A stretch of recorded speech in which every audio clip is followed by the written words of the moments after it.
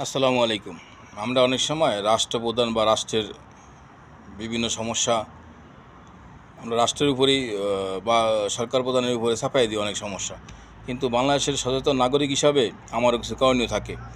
তো আপনার ওয়ার্ডে বা আপনার এলাকায় বা আপনার ইউনিয়নে যদি কোনো উন্নয়নমূলক কাজ হয়, ধরেন রাস্তার কাজ হয়, মসজিদ, মাদ্রাসা, মন্দির, স্কুল, কলেজ যে কোনো উন্নয়নমূলক কাজ হইতেছে, ওখানে একটু আপনার সচেতন নাগরিক হিসেবে তদারকি করা দরকার।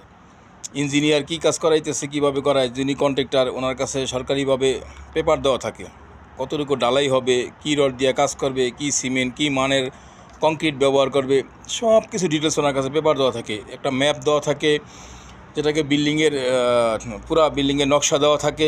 এগুলা দেখতে হয়। সচেতন নাগরিক হিসাবে এগুলো আপনার দায়িত্ব। আপনি যাইবেন কাজের সাথে, যদি পেপারের সাথে কাজের সাথে গরমিল হয় ওখানে বাধা দিবেন। একা না পারলে জনগণ নেবেন, জনগণ না পারলে মেম্বার সাহেব আছে তাদেরকে জানাবেন। তারা যদি কোনো প্রতিকার না করে আপনি টিউনি সাহেবকে জানাতে পারেন। সচেতন নাগরিক হিসেবে এটা আপনার দায়িত্ব। যে কোনো কাজ আজকে থেকে এটা শুরু করেন, দেখবেন ইনশাল্লাহ সব কিছু ঠিক হয়ে যাব। যে কোনো কাজ উন্নয়নমূলক যে কোনো কাজে করুক, সেটা মেম্বার বা চেয়ারম্যান বা যে কেউ বাধা প্রদান করেন। আপনি যখন দেখবেন আপনার এলাকায় একটা রাস্তা হইতে আছে, কাজের মান খারাপ, আপনি বাধা দেন। আপনার ব্রিজ হইতে আছে, কাজের মান খারাপ, আপনি বাধা দেন। আমি আর আপনি সচেতন নাগরিক হওয়ার পরও বাধা না দেওয়ার কারণে এই কাজগুলো আমাদের বেশি করতে হয়। আমার এলাকায় অনেকগুলো ব্রিজ আমলি গামলের সময় হয়েছে, 6 মাস নাই দিয়ে ভেঙে বেরিয়েছে, কোটি কোটি টাকার কাজ। এটা কেন?